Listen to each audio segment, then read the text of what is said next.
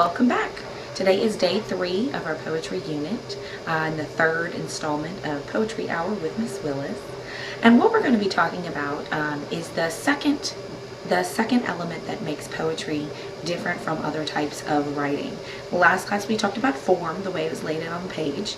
Today we're going to talk about something that's really fun, and that's language. The words that you choose to use specifically to conjure up certain images, to make sure that your reader might have multiple opportunities to explore the feeling or the experience that you're using without your poetry.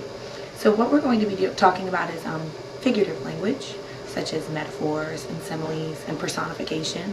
We're going to talk about exaggeration. We know that as hyperbole. We use it in poetry as well.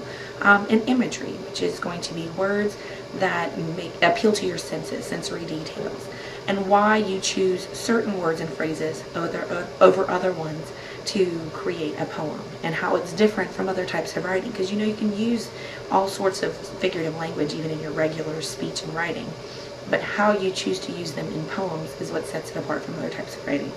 So what we're going to do first is you're going to need to open up to your student packets for day 3.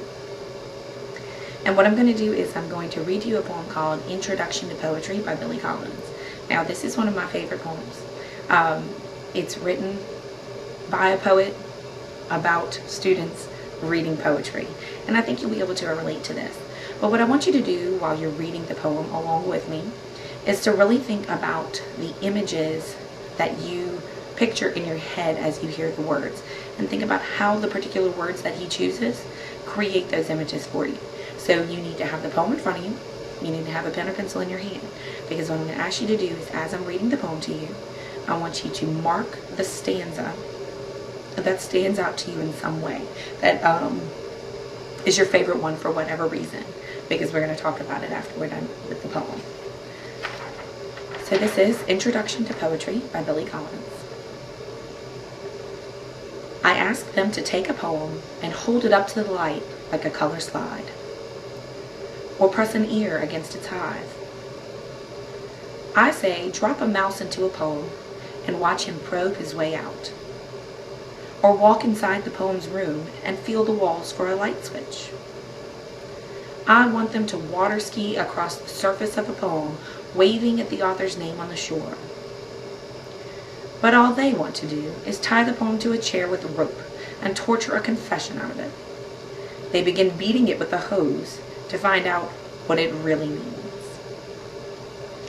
And I think some of you can probably relate to this poem, the idea that you go through all this figurative language, these analogies, these metaphors, and all the while you're going, what are you actually talking about? What do you really mean?